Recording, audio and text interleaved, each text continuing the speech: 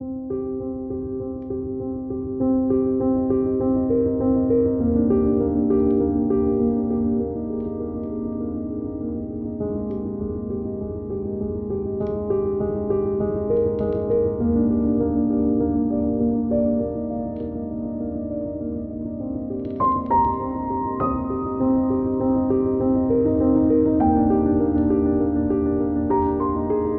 Itasca County Historical Society is a nonprofit organization that started in 1948 and at that time was located in the local courthouse. We had artifacts, documents, photos that people would bring in and donate to us. Through the years, we have designed a preservation project in order to preserve all of those photos, artifacts, and documents. And today we are living in our own location. We have artifacts that are controlled by humidity and heat, and of course light that possibly could damage. We take care of those that were donated that are over 100 years old, all the way to those that were given to us yesterday.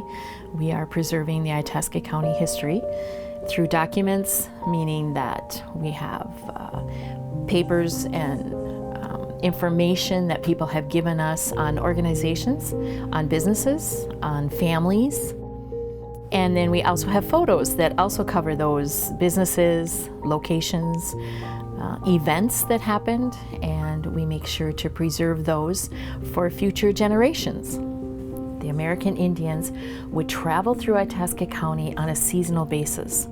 American Indians go from what we describe as spring, fall, summer, and winter.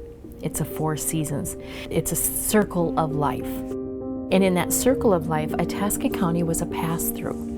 So when the Indians came here and would camp outside of Pekegama Lake, Pekegama being an Indian name, they would set up their tents just for like the summer season. So they'd pick all the berries, they'd go around and they would have it like a center point, but they traveled on down to Sand Lake, which is on the southern part of Itasca County, or out of Itasca County, and stay there for the winter. They would camp there for the winter. We were a pass-through. We had the river that would go through, so a lot of them would go down the river in their canoes. But we weren't what we would call an Indian village, you know, where people say they set up their teepees and it was a village. We were the pass-through. So we have maps that show all the trails that the Indians would walk on. Right outside of town here we have Veterans Park, and if you go in there and you see the white pine trees, they look like they have burn marks in the bottom. Well, as they were passing through this area, the women would cook their meals at the base of those trees, and it would make like a crust there, and they would mark it so the next time they knew right where they would stop, and it was like the best camping area was right there. They would stop. We call it camping today.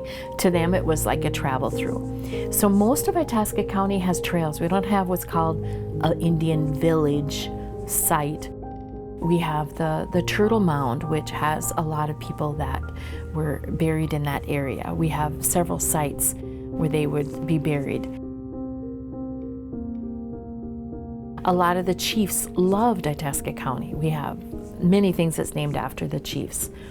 But still, we tell people that this here is the one they would come. We had beautiful berries. They would go through the pine trees for many years, and the Indian stories would tell how they could see for a long ways. They'd be around these pine trees because, of course, when white pine grows, it causes a canvas, so you don't have that undergrowth. And they said that Itasca County was plentiful in the animals. They would get their deer from here, their moose. They loved to wild rice here. They would rice as they went down the river. There's a whole bunch of locations where wild rice just grows plentiful. So they would actually store up their food for their winter time when it was really rough. And we even have a gentleman that tells stories about that if Americans thought that they had the Pampers, there was nothing compared to what the American Indians, the women would go out in the summertime and they would pick the cotton off from the grass and the weeds, and they would make their own Pampers so that they could use it on their children in the wintertime. So we were a gathering. They traveled through, they gathered what they needed to in order to survive in the wintertime. If you study the history, the Sioux Indians were here first, and then the Chippewa, and they had a big battle. But a lot of the Sioux people stayed here. But if you look at their beating They are totally different kind of tribes. The Ojibwe, everything is flowered. So if I look at a moccasin, I can see if it's made out of a flower, that I will tell you that it's Ojibwe. And if you're really good at it, you can tell which of the tribe in the Ojibwe nation had made that moccasin. The same thing with the Sioux.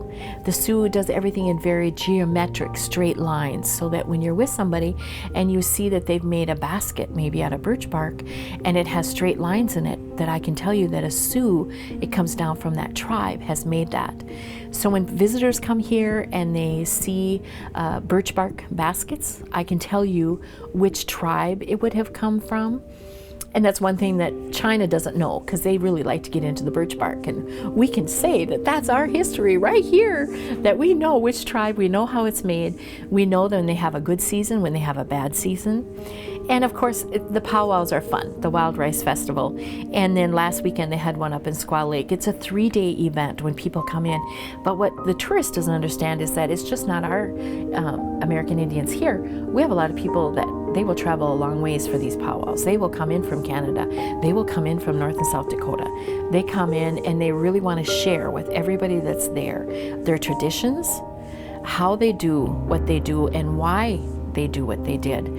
And we also have a lot of them that really want to be taught the language of Ojibwe. It's coming back really prevalent.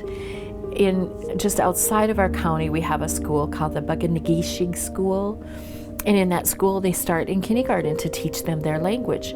They start by naming the animals. And so a lot of kids go from ours into that school so that they can learn their heritage, because they don't want to lose it.